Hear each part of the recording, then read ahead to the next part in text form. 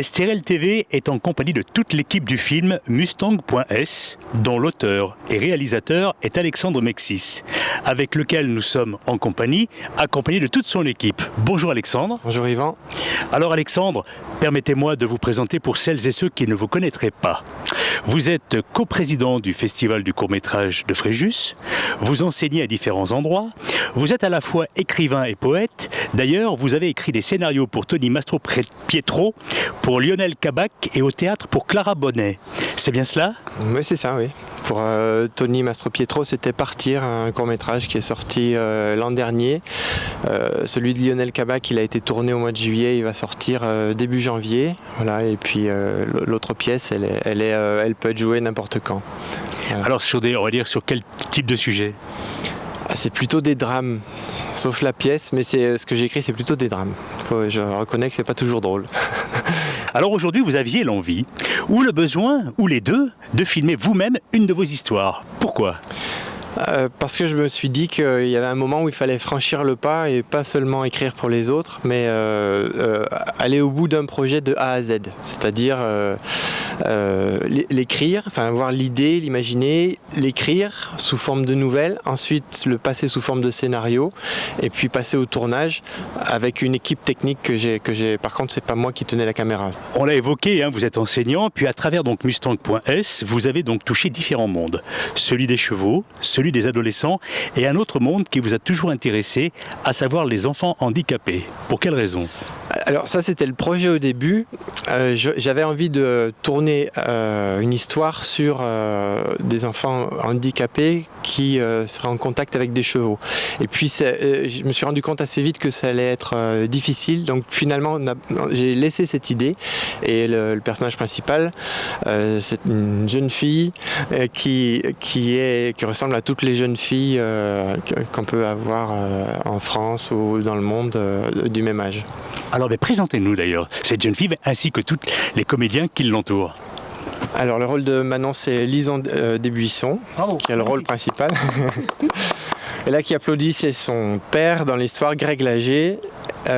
Florence Lamana, la maman de Manon dans l'histoire.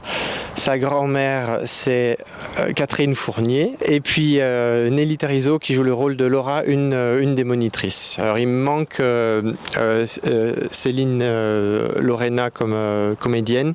Voilà, et puis le jeune homme là-bas, c'est Adonis, c'est mon fils qui s'occupe de la bande-son. Alors Manon qui est l'actrice principale de Mustang.s, vous êtes comédienne ?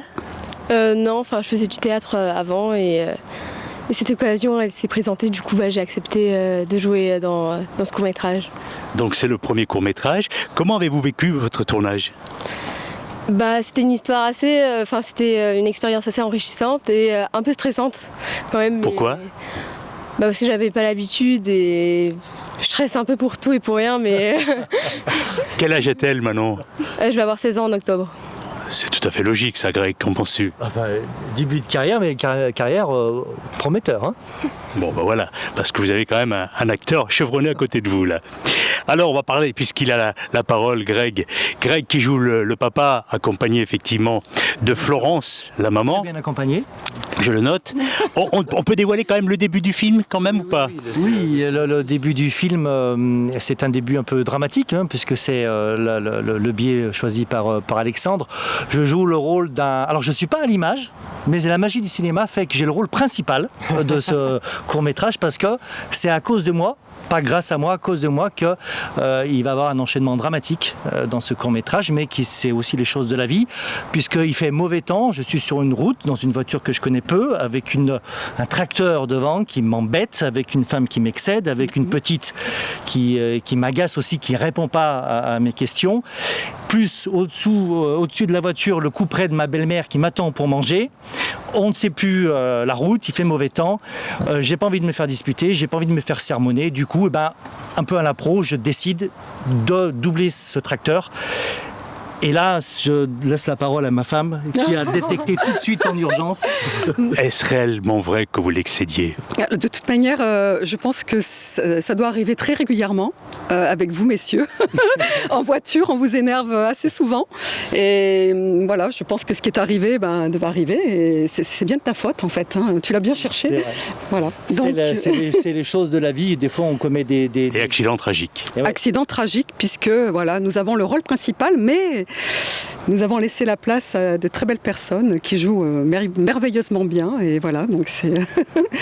Alors on va aller voir effectivement cette fameuse belle-mère et la grand-mère qui a un rôle très important puisque, puisque les parents décèdent, c'est bien cela durant le court-métrage, vous prenez en charge votre petite fille. Ah oui, c'est terrible de prendre en charge un enfant comme ça, mais bon, c'était bon.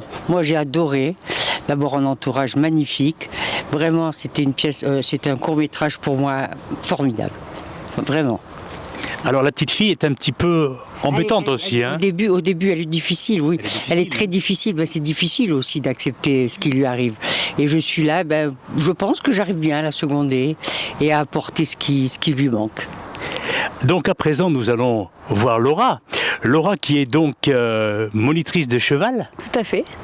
Voilà, donc je suis la monitrice donc, dans le court-métrage et donc je recueille en fait le cheval et donc Manon donc qui arrive et que je prends un petit peu sous mon aile, un petit peu telle une grande sœur qui va un petit peu la guider pour que elle passe l'épreuve en fait au mieux qu'elle peut, donc l'épreuve de ce qui lui est arrivé, je ne sais pas si je peux le dire, mais voilà, l'accompagner en fait à travers aussi comme une thérapie par l'animal aussi, qu'elle va s'occuper chaque jour, voilà, et être auprès d'elle. D'ailleurs, on peut préciser que, puisqu'on l'a dit tout à l'heure, nous avons une comédienne qui est absente, l'homme et l'animal sont indissociables, on est bien d'accord. Tout à fait. Ah oui, tout à fait. Il y a une osmose après qui se fait aussi entre l'animal et l'humain et ça peut faire de belles choses, ça peut guérir aussi et c'est ça qui est beau aussi. Alors Alexandre, le tournage devait s'effectuer au mois d'avril initialement et a dû être retardé évidemment à cause de la pandémie du Covid-19. Comment vous l'avez vécu vous ? Ça a été un petit peu compliqué de réorganiser les journées de tournage. Normalement, dans un tournage, on fait tout à la suite, c'est-à-dire qu'on avait prévu 5-6 jours à la suite, à la fin des vacances de Pâques, et là, ça n'a pas été possible. Et il a fallu réentraîner le cheval, parce qu'on lui a appris à faire certaines choses, à passer à certains endroits.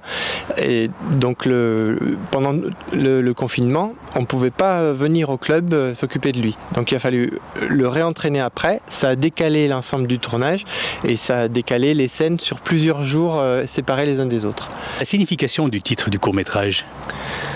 On l'a dit, Manon dans l'histoire, elle est une adolescente qui a des difficultés, qui vit une épreuve et donc elle est un peu sauvage comme un Mustang. Ce sont des chevaux sauvages en Amérique. Et le cheval, lui aussi, a besoin d'être repris. Donc c'est un peu pour ça qu'il y a ce double titre ou cette double signification sur le mot Mustang. Je pense que l'animal est vraiment essentiel dans la vie de l'homme. Voilà. Et malheureusement, on s'aperçoit que il peut être parfois maltraité, c'est bien dommage parce qu'il peut apporter énormément. Et aussi bien dans la maladie également, parce que même dans les hôpitaux maintenant on permet également aux animaux d'accompagner les malades et surtout les gens qui sont en fin de vie. Donc on s'aperçoit vraiment que l'animal peut être source de calme, d'acceptation aussi, voilà, et sur beaucoup de choses. Donc c'est très important. Alors Greg, vous l'avez précisé tout à l'heure, on est en plein dans l'actualité avec le cheval actuellement, mais pas dans le bon sens du terme. C'est fou, non seulement c'est horrible, mais c'est surtout stupéfiant. Comment on peut en arriver à ce cheval qui est normalement le meilleur ami de l'homme, comment on peut arriver à faire du mal comme ça. Bref, ça c'est l'actualité. Il y a un grand monsieur dont j'ai oublié le nom, beaucoup plus intelligent que moi, qui a dit pour bien comprendre les hommes, il faut d'abord comprendre les animaux. Et puis alors, pour faire de la philosophie un peu bas de gamme, je pense que la vie est une succession succession de up and down. Jamais personne ne peut se glorifier d'avoir une vie magnifique, jamais personne ne peut se lamenter d'avoir une vie minable. Non, la vie c'est des fois très bien, parce qu'on est heureux, parce qu'on est amoureux, parce qu'on a un bon boulot, et puis des fois, la vie c'est des fois triste parce qu'on s'effondre, on a une maladie, on perd quelqu'un qu'on aime, on perd de l'argent tout bêtement. Donc c'est à nous humains c'est ce que le premier rôle va faire dans ce film, de jouer avec cette vie qui nous attend des fois avec un gourdin derrière un arbre. Et il faut savoir, nous, être humains, à passer de ces up and down et de tenir la barre jusqu'à la fin, quoi. Voilà, mais la vie est belle et c'est un film plein d'espoir. Voilà. Le cheval, c'est mon animal préféré que j'ai toujours adoré depuis toujours. C'est déjà un animal qui est majestueux, qui est intelligent. Je monte depuis que j'ai 6 ans, donc je suis vraiment bien dans mon rôle. D'ailleurs, je remercie Alexandre de m'avoir attribué ce rôle, donc je suis vraiment à l'aise dedans. Donc c'est mon élément. Et puis je trouve que ce court-métrage va mettre justement par rapport à l'actualité, va mettre en lumière peut-être l'intelligence du cheval et le faire comprendre à certaines peut-être personnes qui peut-être qui le rabaissent quelque part dans leur esprit, leur faire comprendre aussi qu'il y a une intelligence, voilà, le mettre en lumière en tout cas, davantage. Merci. Alors on va quand même s'adresser au compositeur de la musique. Est-ce que vous avez fait une musique vraiment en fonction ? On va pas dire que c'est une musique par rapport aux chevaux en général, mais c'est plus centré par rapport à la nature. Je me suis beaucoup basé sur le film The Revenant, qui a eu des Oscars pour meilleur acteur avec DiCaprio. C'est une musique qui est assez mélancolique et très simple aussi, très simpliste, qui se rapproche, on dirait plutôt d'un souffle continu, d'une respiration. Qui pourrait faire penser au vent ou quelque chose comme ça. La plupart des scènes, les scènes extérieures avec le cheval sont déroulées ici. Après, on a aussi tourné en intérieur à Boulouris et on a tourné des scènes au lycée Saint-Exupéry de Saint-Raphaël. Donc on rappelle qu'on est ici à l'école du Derby à Puget. Oui, on peut le dire. C'est les 3 lieux principaux. Alexandre, est-ce que, puisque ce court-métrage va sortir à l'automne, est-ce qu'on pourrait peut-être le voir au Festival du court-métrage au mois de janvier de Fréjus ? Normalement, c'est prévu qu'il passe hors compétition au Festival de Fréjus. Bon, hors compétition parce que je ne peux pas sélectionner en compétition mon propre film. C'est aussi à force d'en voir que j'ai eu envie de faire moi-même un court-métrage. Mais il sera présenté le 22 janvier à Fréjus. Eh bien ça c'est un bon scoop, concrètement. En tout cas, merci mesdames et messieurs les comédiennes, mesdemoiselles, en tout cas. Et puis on vous souhaite plein de belles choses pour la suite de votre carrière. Merci. Merci. Merci Estérel TV. Merci Estérel TV. Merci.